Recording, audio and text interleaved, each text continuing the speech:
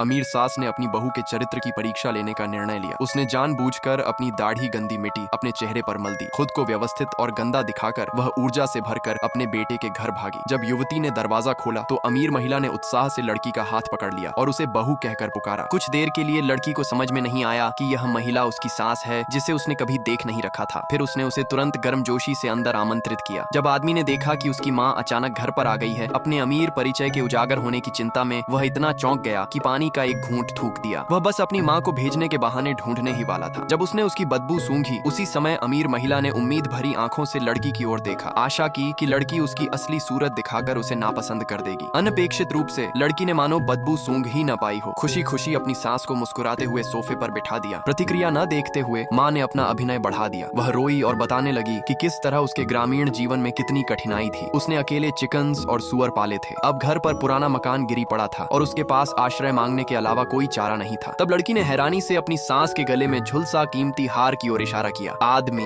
अपनी पहचान उजागर होने की चिंता में जल्दी से कह दिया कि उसकी माँ इतनी गरीबी की आदी है कि वह दिखावा करने के लिए नकली सामान खरीद लेती है। ये देखकर कि उसकी पत्नी ने उसकी बात मानी, आदमी ने राहत की सांस ली। हालांकि जो अमीर महिला और आदमी नहीं जानते थे वह यह था कि लड़की की असली पहचान वास्तव में सबसे अमीर आदमी की सबसे प्यारी बेटी थी। उसके नाम पर इतनी संपत्तियां थीं कि उन्हें गिनना असंभव था। फिर भी वह अनंत धन के जीवन से थक चुकी थी। पहचान छुपाकर रहने वाली लड़की की मुलाकात उस आदमी से हुई जो भी ढोंग करता था। चूंकि उनकी प्रवृत्तियां मिलती जुलती थीं, वे गुप्त रूप से शादी कर ली बगैर अपने पिता को बताए। जब सबसे अमीर आदमी को पता चला कि उसकी लड़की ने शादी कर ली तो वह क्रोधित हो उठा और अपने अधीनस्थों को आदेश दिया कि उस आदमी का पता लगाओ जिसने उसकी बेटी से शादी की। उसी समय लड़की जो अपनी सास से बात कर रही थी को एक कॉल आया। बटलर ने उसे बताया कि उसके पिता ने उसका पता खोज लिया है और उसे लेने आने वाले हैं। फिर उसने बाहर घ कॉरिडोर में अपने पिता की आवाज सुनी। लड़की सावधानी से जांच के लिए चौखट के पास गई। अगले ही सेकंड में दरवाजा खुल गया।